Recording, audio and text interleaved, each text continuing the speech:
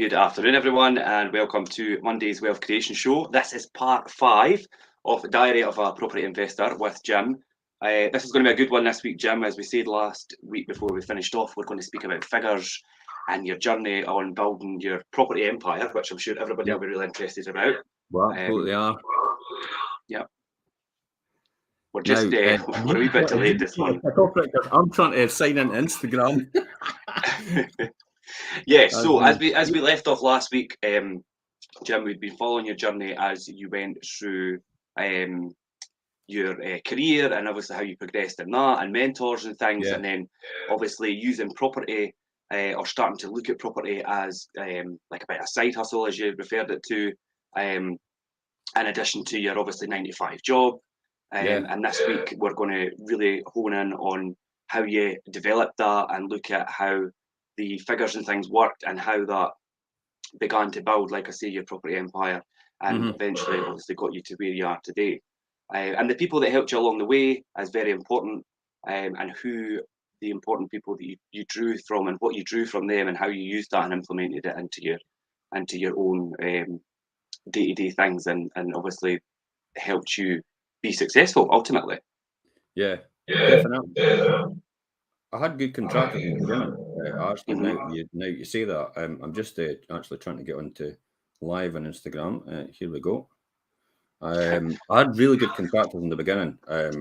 Mark Taylor was the guy that actually I used to work with all the time.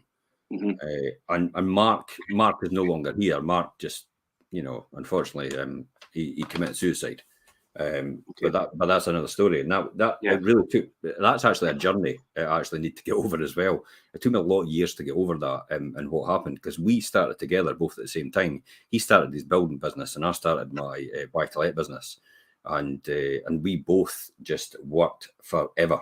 We just burnt the candle at both ends in the middle. Maybe that's what did it ultimately overall for Mark. Possibly that's maybe what did it for Mark, and that's what pushed him over the line, was the very fact that it was too difficult for him to take, if that makes sense.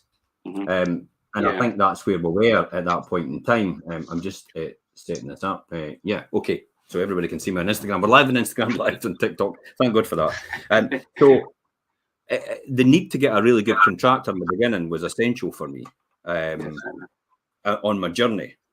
So that's where I was at the beginning. Now, how I first started off and how I first bought my first property was a bit of, it took time for me to do this. And the reason it took time was because I've said before, I was really nervous. It was like, how could this be so easy to make money like this? This was the early 90s. How could this be so easy? Surely everybody, why is nobody else doing this? And really, I had to get my mind round that. Why no one else is doing it? Why is nobody else doing this? This seems so easy to do this. But what I found out was the hurdles I started coming up against was getting the finance, getting somebody to agree, because people didn't know what buy-to-let was at that time. Banks didn't know what that was either. And the only way I was ever going to do anything with it was actually to convince a bank or some person to loan me money in order to do this. I mean, I had a bit of money myself in the beginning, which was used what was loans and endowment policies, investments, endowments, as security. So, example, the investments and endowments I had were unencumbered. In other words, they weren't attached to anything anymore because they were from old properties I had before that I'd now sold, but I had them and I was on capital repayment mortgages, so I didn't need the endowment plans to pay off that mortgage anymore because it was on capital repayment for my own properties. So I had about, I can't remember if it was 10 or 12,000 at the time, and it was guaranteed to pay that out. So I was able to then go to the bank and say, rather than actually me cash this in, would you give me this as security against giving me 100% funding as a bank? And at that time, they were like, happy days. Yeah. This makes absolute sense, because we've got a guaranteed deposit now, more or less. So I was making money on the investment plans, plus I was actually making money on the property when I got the mortgage on it. So I was making both, but it took me a wee bit of time to do it. You were going to ask me a question there. No, I was just going to say, just to clarify for people, I mean, people the same age as me or slightly younger who were young in the early 90s and things, or maybe people that are just unfamiliar, Just rub it in. the concept of like buy-to-let mortgages and things, where that just didn't exist. That wasn't a thing then. Buy-to-let mortgage is only about 25 years old. Yeah. So when we go back 25 years ago, we're almost at the end of the 90s, coming into the 2000s, when buy-to-let mortgages started to appear. So I did this probably about 5 years before that. Yeah. So, you know, every single bank was like, it was really like Little Britain, where the computer says no. When you went to a bank and said, you know, can I get lending for this? Because this makes absolute sense. They would just go, no. It's like, we don't do that type of product. We've never heard of that thing in our life. We don't have customers that do things like that. So why would we do it? It took me a lot of it. Now, as one door closes, this is the key here. You know, a window opens or another door opens, and you just keep asking and asking and asking and asking. And at some point, somebody actually pointed me out to a bank manager who went, that makes absolute sense, Jim. You actually buy a property and rent it for £300 a month, and the mortgage effectively costs you £126 a month. But we have to do a capital repayment for you. That's what they said. We have to do a capital repayment for you, and in terms of what these numbers meant to us, because they would only ever do term loans. There was no such thing as an interest-only loan on a buy-to-let mortgage, so it was capital repayment. So it was actually, I mean, funny enough, how do I remember that? When I bought my first property, it was £126 a month for the mortgage, but I was renting it for, I think it was £60 a week, which I was £240, which effectively was 200 in a month. It was £260, because £60 a week is 240, but that's not a month, that's 4 weeks. So you have to multiply the £60 a week by 52 and divide it by 12, and you get 260 a month. So 260 a month, 126 for the mortgage. Yep. Good margin in between, almost double the amount. So, you know, it made sense actually to do that. But do you think? Sorry. Yeah, go on. I was going to say, do you think that you remember that so vividly because you maybe knew that it was the start of something that was going to be a lot bigger, or you knew it was going to be? Do you know what I mean? So it was quite poignant in your mind to remember those figures exactly. Possibly, but I get completely obsessed with figures and numbers. I know you do. So it's not surprising. You'll know yourself that I have this kind of photographic memory because I've memorized things so much and I go over it so much in my mind to get the journey planned before I start, to get the destination planned before I actually start the journey. So I've often said I'll know the result before I actually start. And I've obviously, I'm in my mind, I'm de-risking everything.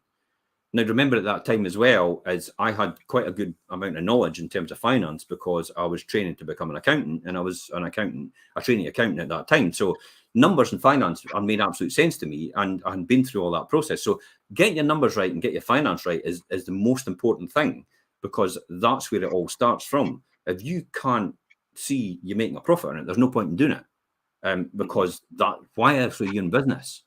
Yeah, and this is what our society doesn't understand. People often frown in this country on entrepreneurs out there making a profit, and it's like, I was always taught in accountancy, you have to make a profit to reinvest back in the business. Yeah. If you're not making a profit, then when you come to do repairs and improvements or anything like that, or you have voids, or you still have to pay someone, if you're not making a profit, you're out of business.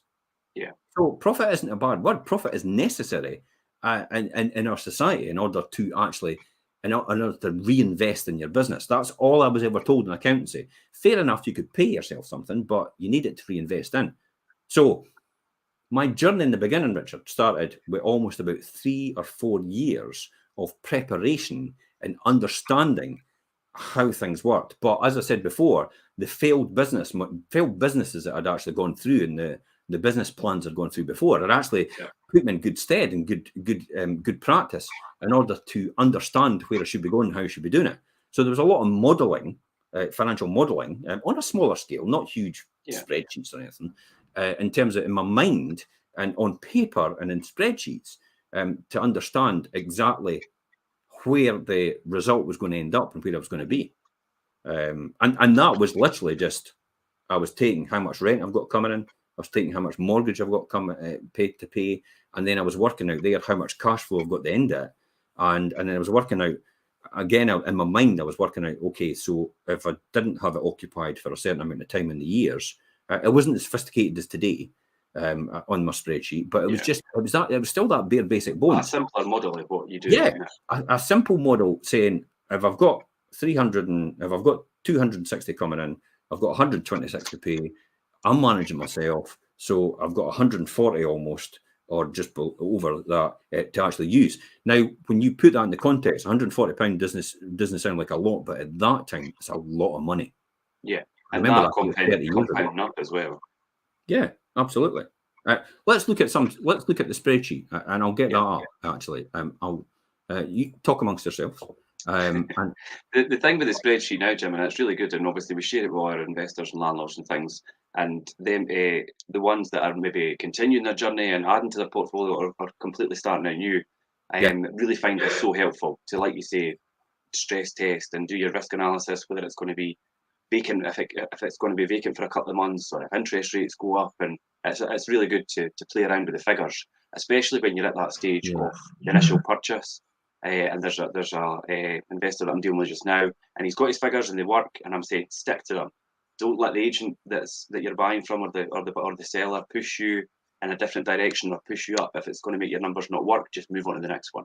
And it's so important to do that. Yeah, don't let your emotions come over and overpay for a property because you really want it. If the numbers don't work, then it's not a good investment, and that's where you need to obviously have that balance in your brain. Like, this is my emotions are taking over the actual figures here. The numbers don't work, so why would you be doing it?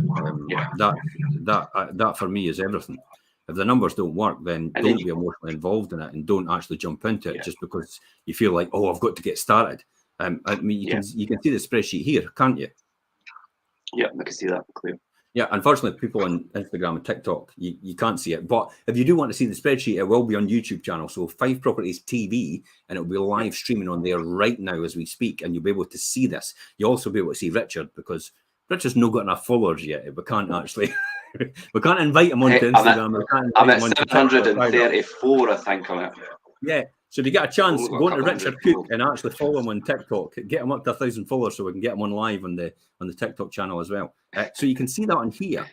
So I'll shock you. I did a lot of traction in the beginning, right? Okay. Yeah. What I mean by that is I did a lot of research. In other words, I put an advert in the paper at that time, and I said basically a 1-bedroom flat in Aberhill. Furnished, unfurnished, DSS welcome or considered, phone this number. And it rang off the hook. And I knew straight away then I was going to get a rental for this. So that was my wee test bed. Nowadays, you can see most people, if you go to an agent now, at that time there was no agent really to look after things. There was none of the infrastructure it is in now. The buy-to-let market was only about 8% of the UK property market. So it was very, very in its infancy, as it had been run down over the years by successive governments, discouraging people to actually be in buy-to-let, because social housing was there in the 1980s and that took over. But as social housing declined, the number of social houses, therefore buy-to-let started to take off because there was a demand for rental property. So when I put an advert in the paper, I knew straight away that the demand was there. That was my test. But nowadays you can easily find out from a letting agent the demand's there for your type of property. But that's what I did. So I knew, and that's when I went to the bank and gave them the numbers, it made absolute sense. So my purchase price for the property was £15,102. Yep, that was my purchase price for a 1-bedroom flat in Taylor Street in Methil. And you probably get it for that price today. Not quite. Jokingly. And they came along and he says, I tell you what, I'll give you 100% funding, because I had these deposits. So he gave me 100% funding. And I remember at that time, it was something like 6% for it. And I was renting it for $260 in terms of that. So 6% of that, and I better put 1% there, so I get the other 14,000 in there. So see how the mortgage is, the interest is only £75.73 a month in there. See that? But it was £126 because I had to start paying off the capital repayment. But if you look at it purely on a financial model for interest only, because that's how you should look at it. You should always look at the interest payment. You shouldn't look at the capital repayment. I mean, you can only look at that when you come to cash flow, but profit-wise, it makes absolute sense. So when I looked at the interest payment, you're paying £75. It was a 6% mortgage rate. Arrangement fee, I didn't think I think actually I got away with arrangement fees at that time. There was no arrangement fees because they didn't really bother. They were quite open to letting me do term loans, and fine, we don't really need the loan because it's inconsequential at that time. They were only, I suppose they were testing it as well at the same time as I was testing this sort of market. So you can see there, look at the £185 cash flow every month. Yeah. The profit actually, not cash, remember, because this is not a capital repayment. There is a capital repayment, but if it was profit and it was purely interest only, it would be 185 a month. But look at the gross yield. Yeah, 20.7. Aye, 20%. Look at the leverage. 1,451%. We're using the bank's money. And the overheads are at 30% again, because that's it assumed. But my return on investment, and at that time, improvements in that, actually the improvements were factored into there, by the way, because I did a lot of it myself. So you'd be lucky if it's £1,000. So you can see there, my initial return on investment every single year was 111%. That's a good return, eh? That is, yeah. I've still got that property today, by the way. I think I know which one you're talking about. Yeah, 176. Yeah. And what I did was I actually sold it. I sold it to my limited company for $20,000 in February 2004. And now my limited company actually has it. And the mortgage for my limited company is probably less than that now. It is actually round about that level right now, because it's base plus 2.79 I've got. So it's round about that level now. So that return on investment is still there. I never ever took profits out of there, really. Fair enough, I've remortgaged it to invest, because the valuation of that property now, I mean, what is a one-bedroom flat in Taylor Street now? Probably around about 50 grand. Yeah, about 45. Condition. You'll get about 50 grand for one of these properties now. So I sold it for 20 grand at that time in 2004. So my lesson in there learned it is actually open. It is actually open to negotiation with the banks about how you do things at that time. But look at how many years I've had this. If I type in, it was 1997 I actually bought this one. So 97. So that's 25 years. So I put 25 years in there, 2% every year appreciation in property. So my return on investment over the 25 years is 3,451%. That's a good return, eh? That's not bad. Aye. Now, I've only put 1% in there, but really, to be honest, Richard, it's an infinite return, because I don't have any money in that deal any money in that property anymore. Yeah. I didn't want to say deal. I do not want to say deal, because it sounds so much like the charlatans out there that talk about deals and multiple income streams and all the rest of it. And I can't stand that language. It just doesn't resonate with me at all. So that's where we are right now with that. Now, what lessons have I learned from 176 Taylor Street? Right. My first tenant actually was Derek. I still know Derek today. And Derek was a great guy. All I did was I laid the carpet myself. I painted and decorated the property myself. I tidied up the kitchen because there was nothing wrong with it, really. It could still be used. It was single glazed at the time, so it was still fine. There were all the wood, all the timber and all the rest of it, and the windows were perfect as well. And the shower room was fine as well. I really didn't have anything else to do with it. That's how I looked at it in the beginning. As long as the house was clean and tidy, wind and watertight, and the heating system was adequate and everything else like that, people would want to rent because there was a demand for it. So that's probably the lesson I learned from it. Also, the other lesson I learned from it is never chop down the tree that bears the fruit. Look at that return. Infinite, if not 3,451%. And I've still got that property today after all these years. Yep. And the rental on that now is, what is it on it now, Richard? 375, I think we're doing that one. 375. And that's what I'm getting just now. Yeah. That is a 5,549% return. Infinite return again, to be honest. But you can see that 196% every annum I would make on that. If I had that now. Because the mortgage has never really changed. If anything, it's gone up to 20 grand. So we'll change the purchase price to 20,000. because that's when I bought it in a limited company. The interest rate's still the same, and we'll still take the same leverage. So I'm at 163%. Now, this actually really. What about all the people out there that say you're talking rubbish when you tell me you get 15% plus on your return? I get that all the time from people. Yeah. You tell me you get 50%. You never get 15%. You're absolutely right. I don't get 15%. I get 163% return every single year on my buy-to-let property, on this one particular. Every single year, 163% return on my money, if not infinite. Now, do you think that's because, I mean, do you think that's because of the length of time that you've had the property and or the circumstances how you obtained the property and like the figures at the beginning, or I mean, how do you think that is, Jim? Yeah, I don't know. Let's give the benefit of the doubt and say I've had it remortgaged. Okay, I think it came in at 50 grand, so I'll put the purchase price at 50 grand. Okay, and then we'll do it again. So even though you're around about a 12% return on investment now, but it's infinite again, Richard, because that 1% I'm putting the deposit. Actually, there is no deposit, but my numbers won't work as I do 0.01 unless you to do that a fiver. There you go. So it's a 15% return. Yeah. If I leave £5 in the deposit out the 50 grand, I've mortgaged it on.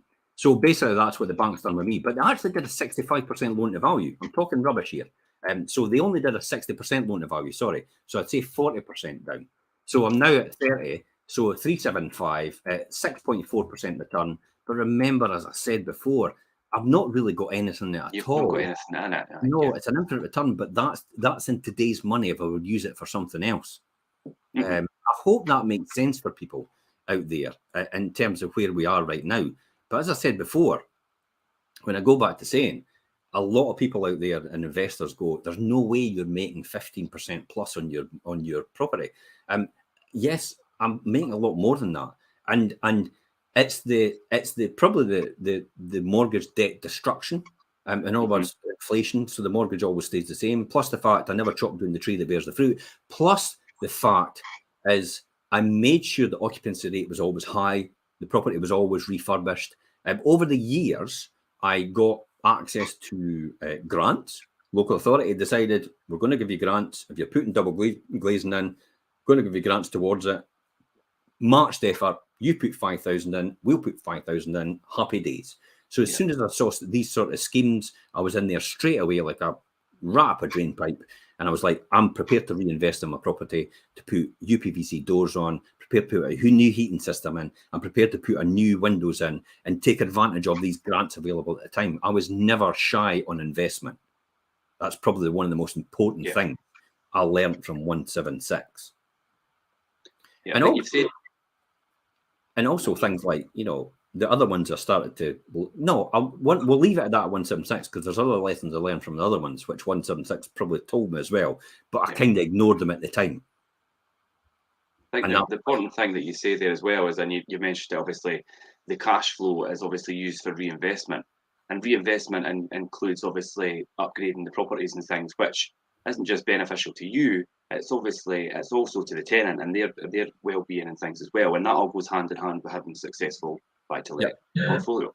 The most important thing I've learned on all my training before then and the mentorship I had from the people from the network marketing business and all the books I've read before then was feed the baby. Yeah. The baby is your business. It is the first person to get fed with money. You're not important. It's the baby that's important because the baby will ultimately set you free.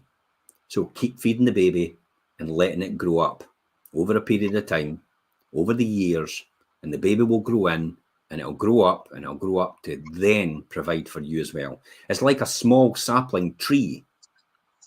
As it starts in the beginning, you water it, you nurture it, the farmer mentality, you let it grow, and at some point in time, it gives you the oranges, it gives you the apples, it gives you the pears, and you reap the harvest. But the great thing is, if you've still got it, you reap the harvest the next year as well. You reap the harvest the next year as well, and the next year, and the next year, and the next year. And it's like, wow, that is just one property. It does all that. Think about that. Look at the amount. When you look at that number and you look at that one property, I can't labour that enough. Over the years, when you look at 25 years worth of rent, and we take an average, we have 260, 375. Let's go in the middle there somewhere. So add another 50 quid on. So take an average of 310. So over the 25 years, the amount of rent that's come in is 3720 times 25. So if you take that and multiply that by 25, you're literally talking £93,000 in rent for a property I bought for £15,000. Yeah, you look at that over the long term, that makes sense. 6 times cover. 6 times the rent actually covered the price of that property. That is leverage. That is wealth creation. And then all you're doing is you're going to a financier or a bank to help you purchase that property. Then you're factoring in things like your overheads from there, which you know what it's going to be, because you know it's insurance, you know there's repairs and improvements, you know there's going to be a management company. That's about it, really. There's nothing else that's really involved in this except that. And if you can keep these things under control and keep them managed at the right levels, then you know what the number is going to be at the end of the year, every single time. So that 375 that's your local housing allowance rent, by the way. In other words, that's what the government will pay towards a one-bedroom flat. So that's why 375 is a tolerable rent level. So we're not charging extortionate amounts in comparison to what everybody else is and what the Scottish government says. We're charging what the government themselves recommend. We're charging their rates. So if anything like a rent cap comes in or a rent freeze comes in, it's like, okay, we're all right, because we're charging the normal rent anyway of what they're expecting in between their calculation of what they call the 30% quartile. So the 30% quartile, and this is another one that I actually understood from this and learned over the years, was it's the amount of rent it's charged in the private sector. In other words, they're not government assisted rents. They then take that and then work out the average for the area with the rent assessor. He works the average for the area and then takes 30% of that average, and that is the going rent rate for the local authority housing, for local authority private rents, for what they would assist with the government. A 30% quartile, that's what it's called. So that's why it's important to understand how the system works in order to make sure your returns are actually right and they're within tolerance of everything else. I could easily go to the market. We could do a private rent on this rather than a DSS rent or a government assisted rent of maybe about 400, Richard, possibly. We could get 400 for a one bedroom easily enough. But I'm not particularly bothered. It's like, okay, I'm quite happy to have that rent level because the numbers still work for me, because I've managed to manage my money over the years and I've not gone crazy. And when I've actually remortgaged the property, all I've done is reinvested the money back into buying more property over a period of time, or repairs and improvements, which actually improved the price of the property as well. I've never really taken anything out of this, because all I've done is, again, I come back to saying, I've actually just survived on my income from working full time in industry. And I've actually invested part of my income in industry, and then what we've got left is left to spend. It's amazing to think I only started off with 23,000. It is. And today's money, when you think of it, like, God, how did you build for that? I looked at the account. It's like our initial capital, what we had to start on, was 23,000, and that's all it's ever been. Yeah, I've turned 23,000. Well, we know our journey is my first million. I've turned 23,000 way beyond that into where it is today. And that's only out of understanding how the system works and understanding how to work the numbers, and actually not getting carried away and going, I tell you what, I'm going to buy a Lamborghini. I'm going to buy a BMW. I'm going to buy a brand new car. I'm going to have this luxury holiday because I deserve it. That is the biggest one ever. That is the biggest destruction to your wealth. It's when you say to yourself, I deserve it. Or somebody else says to you, you deserve it. Oh, go on. You just deserve it. You work hard, you deserve it. Yeah. Don't tell yourself that, please. No. Because that's the wealth destruction. That's what will kill your wealth. If you start saying to yourself, I deserve it, I deserve. Oh, God, I deserve it. We're not saying don't tell yourself that you work hard, but don't reward yourself by spending all your hard-earned money. Don't get carried away. Here's me. When I come to reward myself, this is what I learned from 176. When you come to reward yourself, right? Think to yourself, I quite fancy buying a car. And you think, so what's a car going to cost? 15,000. Ooh, I could buy that for cash. Or I could put deposits on another 3 properties at that level. Yeah. And the 3 properties will generate that type of income. And the car payment would be less than that. So that would actually pay for you to rent the car or lease the car at that time or buy it on credit. And that's kind of how I thought. But then I thought to myself, I didn't really need to buy the car. I'll just soldier on with the one I've got there now, because then I'm not committed to another finance agreement. But it's actually not making me money. So that's what I've learned in the beginning from 176 when I first started. Now, any questions so far, Richard? No, that's fine. I mean, a lot of it makes sense to me, and I was just going to say to people that are listening that maybe sometimes maybe the figures or how we were speaking about, obviously how like the mortgage things works out. If it doesn't make sense, please message us, ask us. Just quickly before we move on to the next bit, Dave says working out the destination result and work backwards to the current position in any plan is key component of every success. Trying to move forward from the current situation without the pathway to destination tends to build experience of what not works. The UK needs a cultural and educational shift that success is obtained. It's very true, Dave, and thanks for your input. Please jump in the comments, anybody, if there's things that you want to add or ask. Dave hits the nail on the head when he talks about that. Our primary schools and secondary schools should be taught that wealth creation and making profit is a good thing. And because it's the most important thing ever out there, because unless you have children that grow up into adults and actually have that mentality, you will never create any wealth in your economy. You will never have anybody to do that. We can't all be on the same amount of money. It just doesn't work like that. It's a great idea, and I love it because I'm a Trekkie fan, and I love the very fact that Gene Roddenberry came up with the principle that everybody works and does what they can in society for the betterment of society, and it doesn't matter what everybody has as long as everybody's fed, watered, and has a roof over their head. And I love that idea, that utopian idea Gene Roddenberry had. However, it's difficult to obtain because there's people out there that have a completely different view of the world, and they will try their best to destroy that way. And that's why you have communities come together and they just go, we're going to leave the world behind and we're just going to have our wee kibbutz and grow our vegetables and plants and just live in our society. And we're not interested in the world anymore. We'll just have our society for ourselves, where everybody will look after everybody else and everybody will nurture everybody else and everybody will work for the betterment of each other. Now, that is the ultimate goal in society, I would say, in my opinion. Yeah. But in this kind of society we have today, you have to generate money because money is right there up there with oxygen, and it's required for everything to help everybody in. Try paying your food bills with smiles. Try paying your mortgage with happiness. That ain't going to work. That's how the world works, and we've got it. We've got it whether we like it or not. And you have to accept the things you can, but change the things. Change the things you can, but accept the things you can't. That's it. We have a society that runs on money to do anything and look after people and actually provide for people. And that's what we need to do. But my obligation is, and I've always said this, if you can, you must.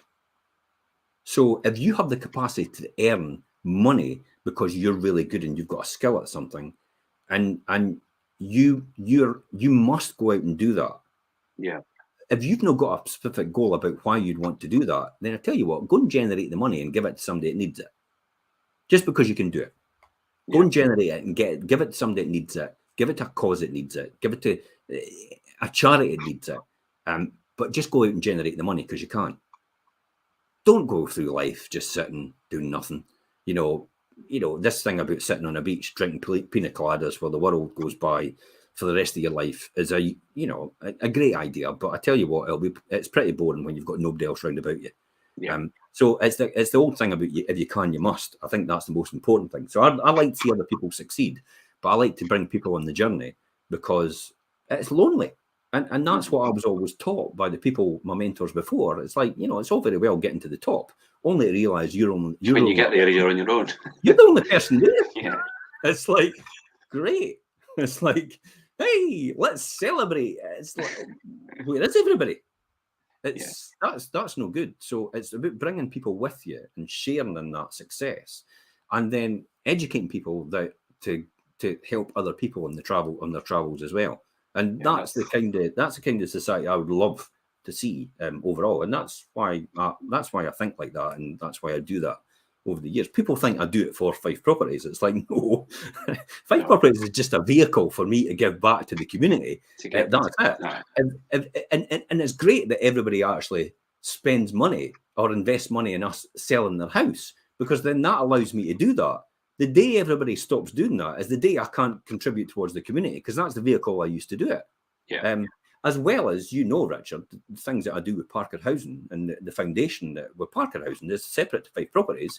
It's my thing is about animals and cats and stuff like that. Yeah. So I've been doing that lately throughout Jamaica and throughout Spain, in terms of catch and release programs. And that's the beginning of what I want to do with Parker Housing and Parker Housing Foundations, which I do.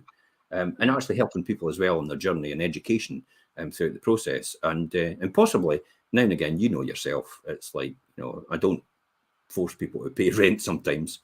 Hopefully people keep paying their rent. But it's, when needs must, you have to help someone out. That's probably it. Just to touch on, obviously, you speak about money and things there, and a lot of people are like, "Oh, money can't buy you happiness." It could do a lot of good, though. And I think try it. Have you tried it lately? Because I tell you what, it goes a long way to doing it. Yeah, and there's a lot of good that can be done if you've got money and do the right things with it. And I think also you referred to money being right up there with oxygen, and people might disagree with that, but then look at the current situation we're in just now. People that don't have a lot of money, they're deciding between food and heat, and do you know what I mean? That's life or death situations there, and money could solve that. So look at the difference it makes when you walk into a food bank. You say, "There's £1,000," just like that, and another food bank, "There's £1,000," just like that. That's what money can do for someone else. That's the whole reason, as far as I'm concerned, money is there to betterment other people's lives, and in return, it's the whole thing about. I'm sure it's in the Bible. It says, "Cast thy bread upon the waters, and it will come back tenfold," or something like that. Yeah. And it's that 10x is give. Yeah, you'll get something back. Give. Yeah, you'll get something back. But by only giving can you receive. Mm-hmm. If you're not a giver, you will not receive anything in your life at all. People will gravitate away from you, and people will not want to help you either. And you have to be a giver in life, and I know that's a difficult one for other people, because I see there's a lot of social media comments is like, "Oh, I've given everybody all my life, and all they do is take from me." Okay, but that will happen. You just got to give as much as you can, and at some point you will be rewarded for what you do. You have to have belief in that. You have to have faith in that. I was just going to say, I believe in that, and I know you do obviously as well, but there's a lot of people that won't, and I think if you don't believe in it, then it's going to make it difficult. I don't give to receive, though. I never ever have any expectation. So when I do all this and I do other things for other people, and probably a recent example is I had a head of secondary school come to me and say, "Look, we're looking to fund the project for the kids going away on a school trip." Unfortunately, they've come back to me with the cost of living crisis, and they've said it's going to cost £2,500 extra. And I kind of gave him some ideas, and I thought, and he says, "Look, I've really not got the time to do things like that." And I know he wasn't coming to me for it, really. He was just looking for ideas on how to do things, and could I help out in some sort of way? And I just went, "I'll pay the bill. Quite happy to do it." 107 children will now go on their school trip as a result of what I've done. Yeah. You tell me money doesn't solve problems. Yeah, I know. Because of course it does, if you use it for the right thing. So he'll probably announce it later on in the year, more than likely, but I don't expect any advertising. I don't expect anything out of it. I don't expect anybody to go, "Look, Five Properties was fantastic." It's just something I've always wanted to do. It's something I've always been inbred into me. In the very beginning, from my mentors, it's like, once you have to keep giving, and keep giving more. And eventually, it's like the Warren Buffett thing. It's like, he's 99% of Berkshire Hathaway is actually committed to charity. Mhm. He's going to give away billions once he goes, but he's giving away billions right now. It's like that's all he ever wanted to do. It was never the money. He walks about his Sears Roebuck grey suit still. You know, he lives in his house that he bought in his childhood when he first married his wife, and Warren Buffett, and he drives about in his old beat up, car. Yeah, and he says, I would be. My ideal dream of being happy is like as long as I've got $100,000 a year to live on, I'm fine. Says that's all I want, and that's all he does. The rest is just for giving away to people that, and so he likes the journey and it's what he can do. And it's almost like this typical example of, it's, just if you can, you must. He's the epitome of that, really. If you can, you must.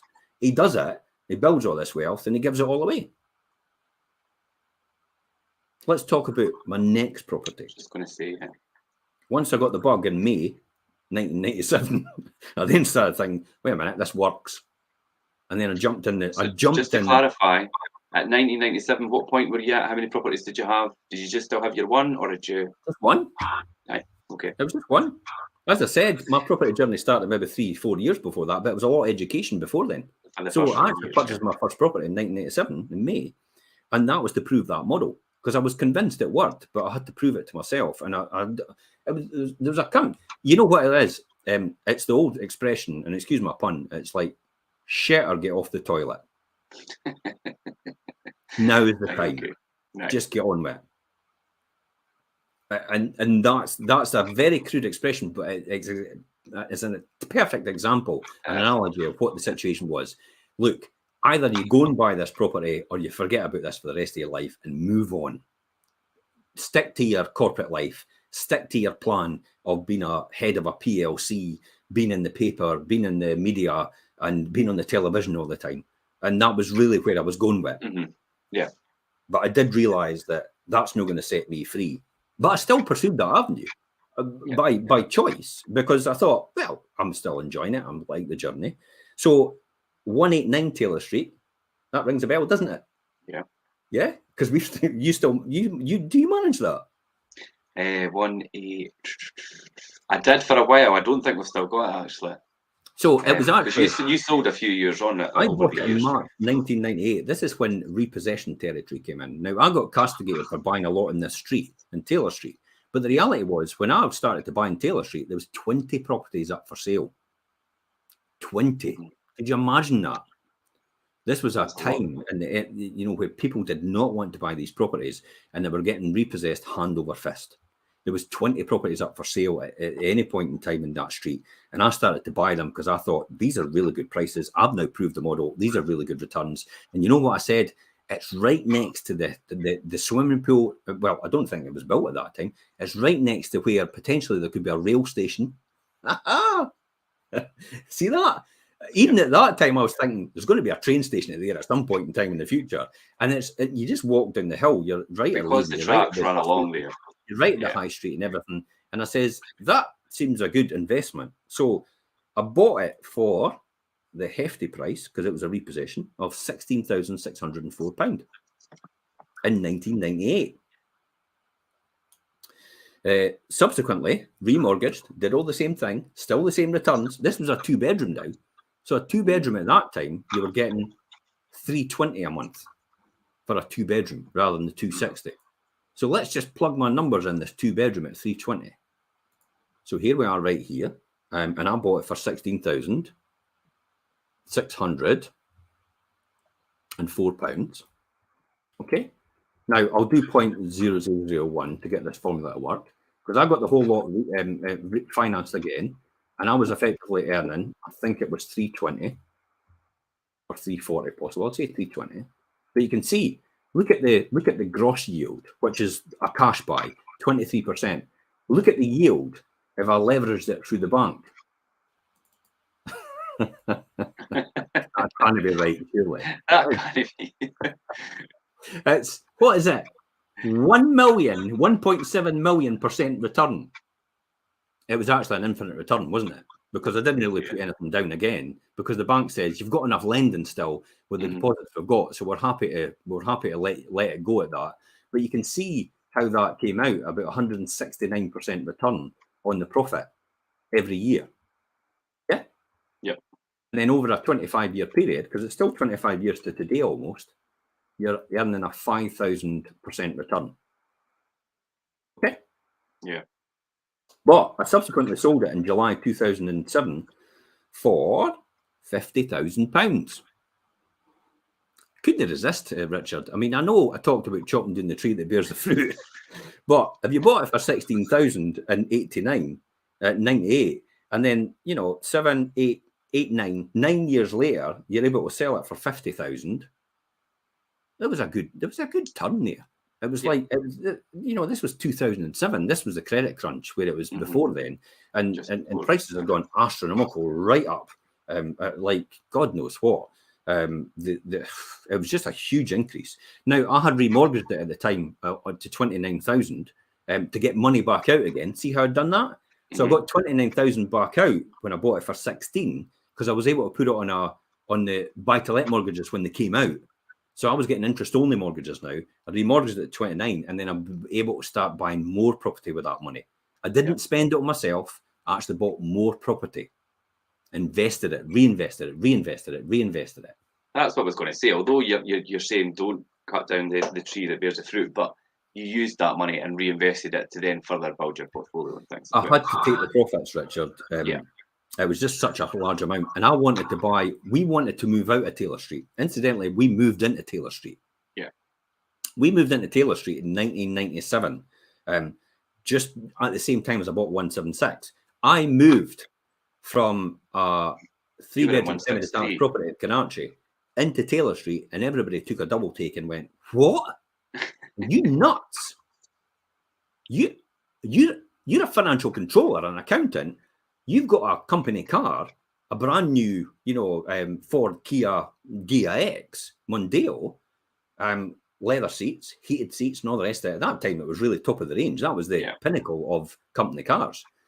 And you're going to move into one of the worst areas in Methil. Are you having a laugh? It's like, you're crazy." But at that time, I thought, that's the time, actually, when I was able to start doing this.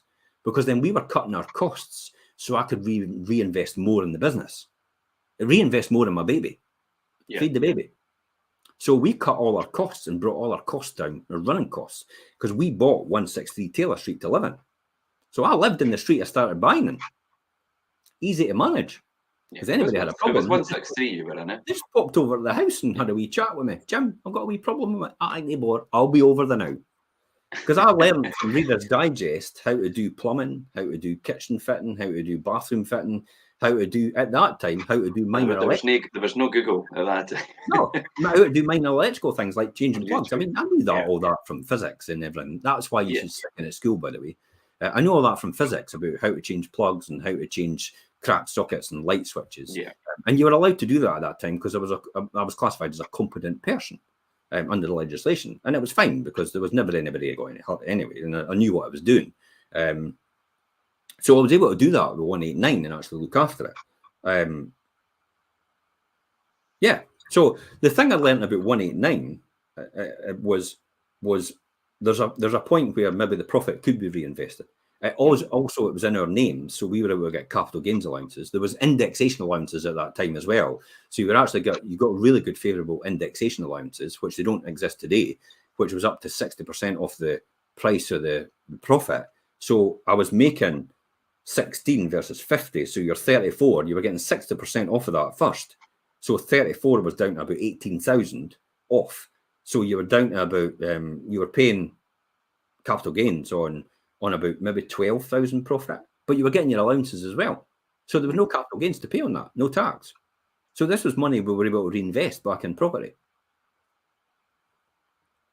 That was really important. So that was 189. That's what it probably told me. There is a time sometimes where you want to exit, to reinvest, to make more money, to buy more houses. Now, that I could easily remortgage that, but that wouldn't allow me to buy my house here, because we wanted to move out of Taylor Street, and then we took a jump to where we are right now. We took a jump from Taylor Street, which was a 2-bedroom, 3-bedroom flat, into a detached 4-bedroom property with its own garage. and with its own garden, and for our family to grow up in a nice wee cul-de-sac. So that was a perfect opportunity to do that, and that's what allowed me to do it. Incidentally, at that same time, Elaine got a redundancy, and we worked that out, and it was like another 17 grand from Diageo. And I was like, this makes absolute sense, Elaine. I could take 17 grand and buy another 3 houses with that, and I could make just as much money as you were earning at Diageo with that return. Oh, and that will allow you to retire. So Elaine was able to retire and actually look after the kids. Tony, first 2 or 3 years was our mum looked after them, but then we allowed Elaine then to look after Tony from 5-year-old and onwards, and then us to have more children. So see how we actually delayed that. It was like I always looked at it, we can't have a family now because we can't afford it. And that's why there was about a 5-year gap between Tony and Ben. Incidentally, no Tony Benn, the socialist politician or anything like that. There was no connection with that, by the way. I was just like Tony and Ben. I got to name Tony, and Elaine got to name Ben, and there was significance there. Tony was named after Tony Basil, the fantastic choreographer. Oh, Mickey, you're so fine. Because I really respected somebody like that, because she was one of the first, a brilliant choreographer at the time, and I had done a lot of research into her. It was nothing to do with the music, but the fact that who she was. And I loved the name Tony with the I. My mother could not come to terms with a boy's name on a girl at that, in 93.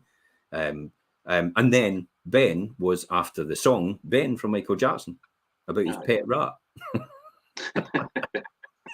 But Scott, where in Scott?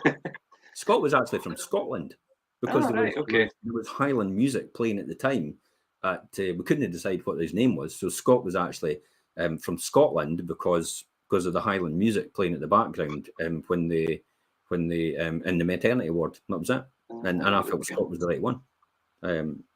So that's where Scott's name came from, by the way. So you could see 189 being a really good return as well in terms of that, and then I went on to buy in March. So see that March 98. And then March 98 again, we had lined up 39 Durward Street and leaving. Yep. Bought that for £13,800. 804. Got to remember the £4. Again through the bank. They gave me a facility, by the way, because I started to prove a model here. So they actually said, I'll give you 100,000 up to, and you can just crack on. Yeah. And that's when I started to buy all the properties which were in really, they were decent areas. They needed a bit of TLC. This was a bit of rundown property, but it was in a really good area because we used to live in Durward Street. It was right across the road from where we were, and it was a 1-bedroom flat, so it was pretty antiquated. So again, I did all the decoration. I put all the carpets down. I did all the kitchen as well. I didn't really put a new kitchen in, but we had electric heating at that time as well. So we renewed all the storage heaters rather than old brown duplex heaters. We put proper up-to-date duplex heaters, storage heaters on, and we found a tenant no bother for that property as well. And again, that was at the 260 a month, but we're buying for 13,800. I'm doing all the work myself, therefore increasing the value of the property, but I'm actually building it into it in the equity.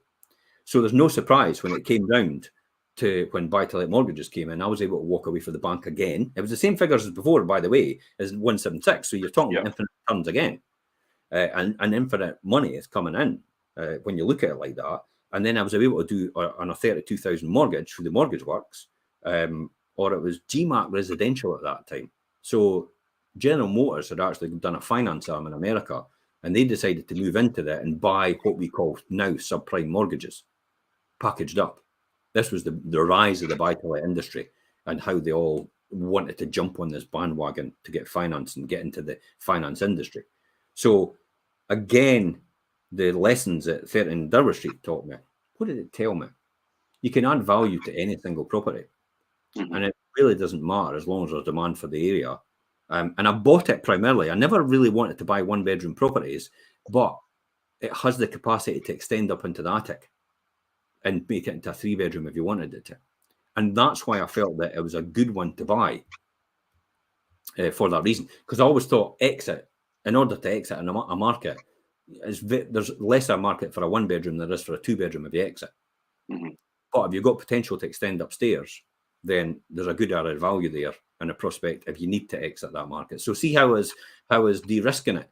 So you've got that exit strategy if you need it. Yeah, and that was probably the first time I actually came across a difficult tenant in order to actually get them out. Because there was eventually one guy, I can't remember his name, anyway, who actually didn't want to leave, but he wasn't paying his rent, and he was quite difficult to actually manage and handle because he just did his own thing. You know, if he couldn't get into the house through the door because he'd lost his key, he would smash the wee window at the side in order to get in. Yeah. And it's like, thanks very much. Who's going to repair that? So it became a bit problematic, and eventually I just went through the process of, you know, starting to recover the property back. Now, this is when I started to learn. It's like, even though you go through the proper process of getting it back, that someone will maybe move out anyway, regardless, and you wouldn't need to go through the court to do it, because they know, you know, they've got some sense and some morality in the fact that they know they're not paying the rent, so it's time to go. Yeah. So, you know, he left of his own accord. That's fine. And I got it back into shape again. But again, I couldn't resist taking the profits. You know, 48,000 I got for it in 2006. Mm-hmm. So why would you know? I mean, bought it for 13, got it for 48, able to pay back the mortgage, but I was able to release some equity as well and actually make money out of it as well and reinvest. And again, that was another one that I was able to get, you know, good tax allowances on, because again, we had the capital gains allowances in terms of how they're going. Now, again, it's another example of the time was right to cash in on that one for those reasons. In order, obviously, in order to I would never say to myself, I wish I hadn't done it, mm-hmm. because you're chopping down the tree that bears the fruit. But I think if I was going to say to anybody now, before you sell, really consider the long-term consequences. Yeah. Because I am where I am, and that's fine. And that's the journey I've taken, and I'm happy where I am. So I don't think I would ever have changed it. But if I'd known a bit more at the time, maybe I wouldn't have sold them. But I'm not really bored about where I am or regret it I didn't, because it was the right decision at that time. See the difference between the right and the wrong. You know, people go back and say, oh, it was the wrong decision. No, it was the right decision at that time. At the time, yeah. Because you are where you are because of that. That's the most important thing.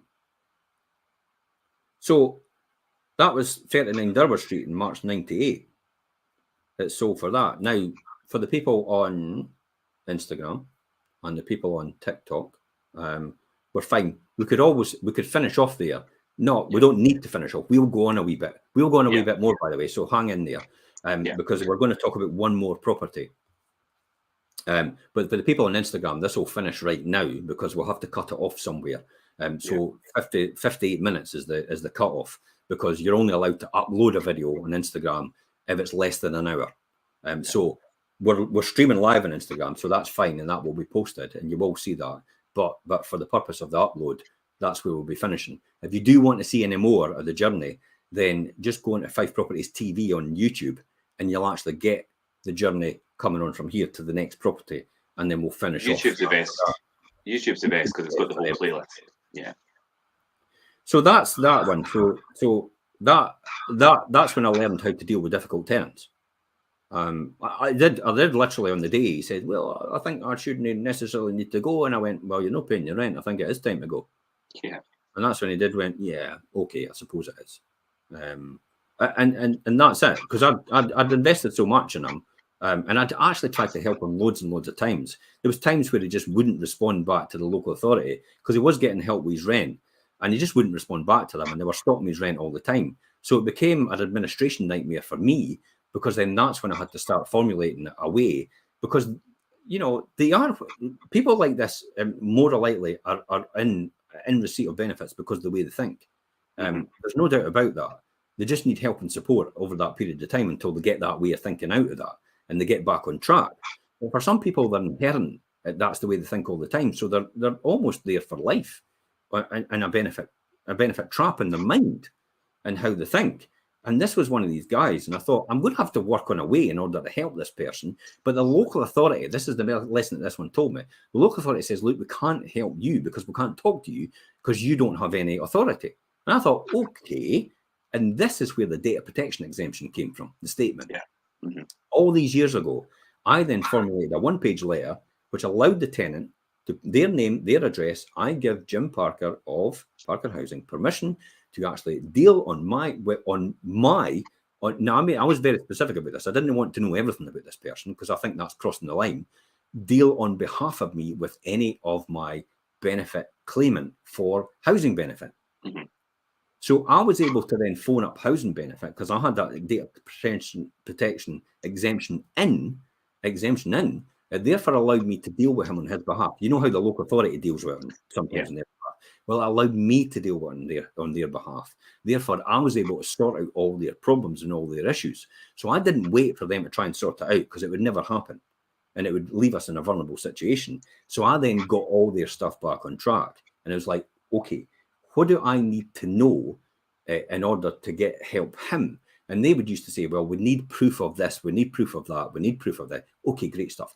I'll get all that for you then. So I would then meet the tenant, I would then sit down with him and I'd go through it and I'd qualify all it for him to make sure he was in a position where I got all the right information for him in order to get his claim back on track so I could get paid and he could continue to stay in his property. In this instance, it got to the point where it was just ridiculous. But it did teach me that property in that way to get this exemption statement so I could still deal on their behalf. Now, that can be done still today, by the way. Yeah, that's because all you are is a person helping him or helping that or her to get to the next steps because they don't know what to do.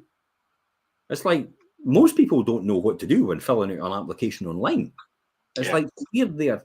I was there to help through the process, and that's what I'd say to you guys. It's like just go around and sort it out with them. You know, just sit down with them and go through all what they need to do, and then get that in and speak to the people about what they need, and then put that in on their behalf. Get them help, get them support. There's a lot of agencies out there now, like Trust. There is now. I was just going to say that, but I've still got your original statements and things, and they can be used if needed. We deal with Trust and Fife, don't we? And we deal with other agencies in order to help them through that process. So these agencies rose as a result of people like me saying to them, we need help. We need these people to get help. And this is why the agencies now exist. Key Fund, Trust and Fife, Homes for Good. All these different agencies popped up as a result of what I had experienced over the years and me telling them what they needed to know. So see how I'm making sure everything works and everybody's playing a part in that process and not actually just saying to the person, well, go and you sort it out or you'll lose your house. Yeah. I never wanted anybody to lose their house. I wanted them to keep a roof over their head and I wanted them to stay safe and secure because I always had this premonition in my mind of going back to the slum landlords that you used to see on the television, like the Rachmans and the Van Hoosenfelds that, for want of a better phrase, didn't give a shit about their tenants. Yeah. And they couldn't care less. And it's like, if they didn't pay the rent, it was like, well, let's just grab your stuff and I'll grab you by the collar and I'll grab you by the bum and I'll just throw you out the door. And for me, that was unforgivable, doing things like that. And I was never wanting to be that type of person. So this is why I put that in place in order to sort that issue out. So that's what 39 Durward. 39 Durward, yeah. Yeah. And then again, April 98. See that? March 98, April 98. Yeah. I was getting carried away then. It was like, I now prove the formula. Here we go again. Denwalk in Buckhaven. Bought for £16,493. Again, I was able to get. It was a 1-bedroom upper flat. See the pattern. Able to convert. I looked at the attic. You can convert this to a 2-bed or a 3-bed possibly. So I didn't want to do that, but it was just 1 bedroom at the time. I was able to get a tenant for it, and again, another problematic tenant. Tony, if you're out there, you were a total nightmare sometimes. But he was a great guy. I mean, Tony, unfortunately, it was very difficult to manage Tony. Tony had an abusive relationship with himself in terms of drugs and alcohol. Yeah. I worked with Key Fund in order to bond them. So this was a bonding system at the time, which had actually developed. We had developed, and I helped set that up as well in the beginning. And they were able to put a deposit down or a guarantee. See how long ago that was, 1998. Yeah. When you think about how long that's been going. So I remember it was Dawn Brunton. Hello, Dawn, if you're watching. Gary's wife.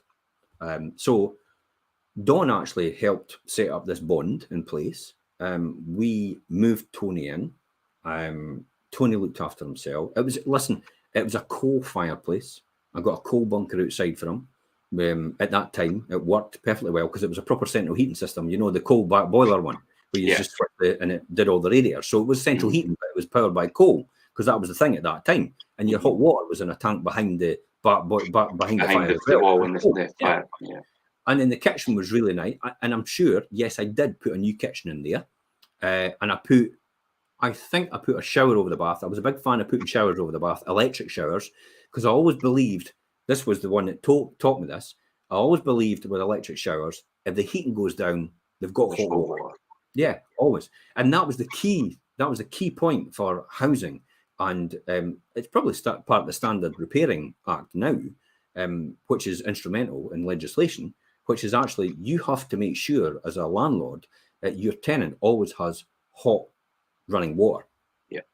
And that's why I always put the electric showers over the bath, regardless of what type of heating system there was. You know, people say it's like, oh, but the heating system, they've got an immersion on their tank. It's like, no. I always put an electric shower over just in case, because you never know what's going to happen, and they've always got that. And funny enough, in the past, people would come to me and say, oh, my heating's down. It's like, I've got no hot water for the sink. And my first response was, you got a bucket? Aye. Well, go and put the bucket under the shower and actually fill the hot water from the shower into the bucket. Oh, I can't. That's what. Well, there you've got hot water, haven't you? So it was always a temporary resolve, wasn't it? Always a temporary measure, yeah. But it's amazing the amount of people that couldn't think of that at the time. So that's why I did that system where I always had hot water, running water in the property to make sure that they were always looked after and they always had washing facilities. So that's what then Walk taught me, which I bought, and then subsequently I sold it. 2006, couldn't resist. 16,500 bought it and sold it for 44,000. But again, I got a mortgage for 25,000 because I got a buy-to-let mortgage and released the money. See, at that time, you couldn't get buy-to-let mortgages if it was under 25,000 because it came under the Consumer Credit Act. Anything under 25,000 in finance was under Consumer Credit Act. So therefore, they couldn't do buy-to-let mortgages below that. Hence the reason how my mortgages had to be when they worked out. They had to be over 25,000 when I got them remortgaged. Right.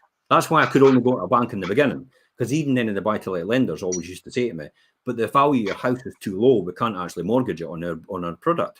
And I'm like, okay, this makes no sense at all. From a commercial point of view or a finance point of view, you can get £300 for a 2-bedroom flat that you bought for 15,000, but you can't mortgage, or you can get £300 for a 2-bedroom flat you bought for 50,000, because that's all you were getting at the same time when you bought for 50. Yeah, but you can't mortgage. Why on earth would I want to buy something at 50 grand if I can buy one for 15, tart it up, and make it really nice inside, and actually rent it for the same value? You can get the same, yeah. That made no sense to me. Other people were doing that, whereas I wasn't. I was like, no, I'll go through the bank lending. I'll do but the great thing is, because the rise in interest, the rise in property prices up to 2006, that allowed me to come away from the bank of the capital repayment model and actually go to interest-only model with GMARC residential. And that allowed me to get 25,000 out, which was all the money. Well, I never had any money in the first place. It just gave me more money to go and buy more property and put deposits down. So that was a really good bonus as well. But again, it allowed me to buy the existing house I'm in right now. If it wasn't for this, I would never have the money to buy the existing house I'm in right now. I was just going to say, because as you've went through each property, it's quite good to hear how you've learned something from each property and how you developed your skills on how to manage and look after your portfolio. But at the same time, knowing the right time to obviously maybe sell the property, use that money to reinvest, and then build that momentum with building your portfolio as you go. And that facilitates you how to do that. I'm getting that on TikTok. Who you're talking to? I'm talking to Richard for the people on TikTok. Richard, what's your handle on TikTok? It's 5 Properties Lettings. 5 Properties Let's. Go onto TikTok and actually follow Richard on 5 Properties Let's. Lettings. 5 Or Properties Lettings. And that way, you'll get Richard up to 1,000 and you'll start to see him on TikTok on the same channel as me in the future. So it's Richard I'm talking to, but unfortunately he can't appear on the screen on TikTok because he needs 1,000 followers. I'm at 734 followers. So I can invite him on. So you can do that. That would be absolutely fantastic. That would be great. That is Yander Sequence. Thank you very much for that comment. Thanks. No message on Instagram. You've got your golden opportunity on Instagram to ask me, actually, when I'm going live. So if I'll go live every single week on the Wealth Creation Show on TikTok and Instagram live as well as the social media channels and YouTube and Twitter and everything else. So you do have an opportunity to ask me any questions at that time. Richard, have you got anything else to ask me? Because we could maybe just finish off there. Yeah, I think that's a good point to finish because I think we've got to that point in your journey where you're starting to build that momentum and reinvest in building the portfolio. And I think obviously that'll bring us to your next stage quite comfortably for the next show. Next week. Wait till you find out the pig in the poke. This is it. The next property is like, oh my God, why did I buy this property? Why did I buy this property? That's the one next week we're going to start off with. Right, okay. And the lessons I've learned, a huge amount of lessons from this property. But I was on a roll and I thought I was king of the hill. And this is what showed me due diligence. Yeah. And I'll talk about another lesson that will be quite important for people to listen to. A big lesson, a big financial lesson as well. Yep. Probably one of the ones I actually got caught out with. I'm going to talk about first thing next week. Brilliant. I've got obviously I read out the comment for Dave earlier. I've got Davey Muir as well here. Davey's asking a question, but I'll come back to you one to one on that. Davey's asking some advice, Jim, about buy-to-let and investment. But we'll come to you, Davey. But thanks for watching and jumping in with your question. But yeah, if you're happy, we'll finish there for this week, Jim. And I'm sure everybody will be excited to hear the next stage of the journey and obviously learn from another one of your mistakes as you've went through. Listen, the key here is and again I'll go back to my learning from my mentors, and it's like you either can experience, you can learn from wisdom or you can learn from experience. Yeah. Now, wisdom and experience is a difference here. What do they mean? I mean, why is that? Well, the analogy I was used, and I think I used it last night on another show. You're standing at the side of a track on track and field, and you've got somebody that's wanting to jump a hurdle, a hurdler.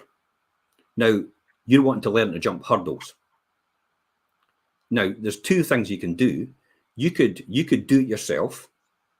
So you could try and jump a hurdle yourself and learn to jump hurdles. Now, learning to jump hurdles is a fine art. You have to have a good technique. You have to work out that technique. You have to get the right takeoff, or you'll catch the hurdle, you'll fall over, and you'll skin your knees several times, and you'll probably bump your head a couple of times as well. Now, that's pretty costly in terms of your time, in terms of your body, and how you do it. Now, that is called experience. Yep. There's the other one here, is you find somebody far better than you at jumping hurdles, and you sit at the side of the field and you actually watch them jump the hurdles, and you analyze their technique. You record them and you watch them and how they take off, and you then start to try and mimic what they're doing. You're not going to do it 100% perfectly. And so that's going to be a lot quicker to do it, isn't it? Yeah. It's going to be less heartache. It's going to be less skin in your knees and hitting your head. And that is called wisdom. Yeah. And in hindsight now, I would say to most people, you're better to learn from wisdom rather than experience, because experience is pretty costly and it takes you a longer time to get there. But the proviso on this and learning from wisdom is you make damn sure you don't get a furu. Yeah. And I mean learn for the correct people's wisdom. Yeah.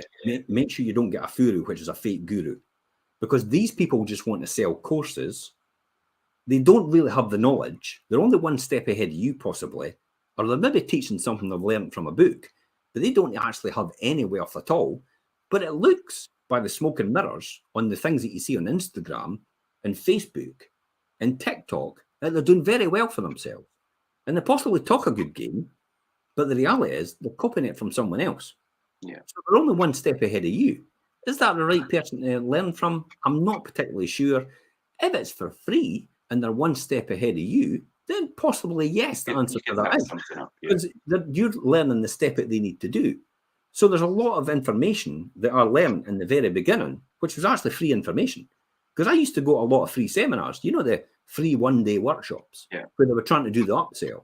Well, my first one was Russ Whitney, which is actually the property academy or something like that. It's not the property academy as in the state agency, it's the property academy or property workshop or property professionals. It's changed that many times because it's went out of business that many times as a training company. But somebody else has bought the assets over the database and they've actually built it as well. And then they sell the courses. But Russ Whitney was a great one and I'll talk about Russ Whitney. I'll put a note there next week about what the first thing I learned from there. Russ Whitney. And I'll talk about that next week. I've got remind me about that next week, Richard, about what I learned from the free course at Russ Whitney. It then set me up to that meteoric rise of, oh my God, it's like I've got all these properties to buy now and all these people are coming to me. I can't believe it. How do you attract people to you? There's loads and loads of courses out there for people to do that. And, you know, every man, their dog's a property sourcer now, isn't there? It's like, because they're teaching every single time. It's like, if you've got no money to get started, become a property sourcer. But there's only so many sourcing properties that you can get, and there's only so many people that can actually make a full-time income as a property sourcer. So if I was a property sourcer today to get myself started, I would actually be working my full-time job and being a property sourcer at the same time on as a side hustle, because you're still getting a full income of what you're doing. Don't give up your job. Very few people actually make full-time out of there. That's the lesson I would learn. Don't give up your job. Keep the job that you like. Even though you don't like it, you're going to only have it for about 5, maybe 8, 10 years at the very most, and then you'll be financially free. So grind it out, take it on the chin, and just stick with your job right now.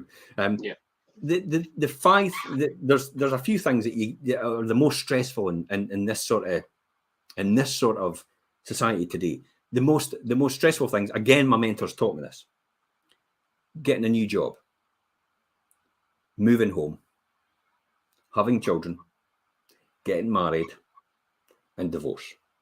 Avoid these at all costs, because these are the things that suck up all your time and take you away from the baby and feeding the baby, and it'll cost you an absolute fortune over time. So avoid doing these people. Anybody that says to me, "Oh, I just hate my job," it's like, I need to change it. And I'm thinking, you could be out of this in 5 years. You realize that? And they don't have enough faith in themselves to think and realize and have faith and belief they can be out in 5 years. I know they can, because I've done it in 8. But they could be out in 5 easily, even probably quicker. But they think that they should be giving up their job straight away, which they lose their income, and then they're on skid row. They can't reinvest in their business or even support themselves. Or they think that they should be changing jobs, because if I change jobs, it's all going to be different from me. Guess what? It's out the frying pan into the fire. Is that right, Richard? Yeah. It is out the frying pan into the fire, isn't it? I've changed that many jobs over the years to help other people, but it really is out the frying pan into the fire. If you've understood my journey from before, you're trading one for the another in terms of, you know, somebody that's just going to control what you're doing. So just find out where you are right now, and then you have plenty of choices to make later on once you retire, because you've still got a steady income coming in. So do a side hustle on property sourcing. Make 1,000 here and there, 2,000 or 3,000 every here and there. You still got your full-time job supplying you. All your side hustle money then goes into your baby to actually grow your baby. Whereas if you give up your job and you try to do that, then you're going to be using that money to live first. You've got to replace your income first. That makes no sense at all. But there's so many people out there that teach that as a strategy. It's like, you're off your bloody head. Don't. Stick to what you do right now. It's a steady job. It keeps you going. It's not going to be forever. Grind it out, suck it up, buttercup, and move on. That's it for this lesson, I suppose. Yeah, I was going to say, that's a good place to end then. But yeah, thanks for that today, Jim. I am looking forward to the next session. I hope you can all join us, and we will continue on that journey with you. I had to contact my accountant actually to think, what did I do there and what did I do here? Just to make sure I've lost half of the properties I actually did in the transactions. I thought, I remember having this one and that one. I can't find any trace of it. So anyway, sorry, Richard. No, that's fine. I was just closing up for the day. So thanks, Jim, and thanks everybody for joining. And we'll see you on the next instalment.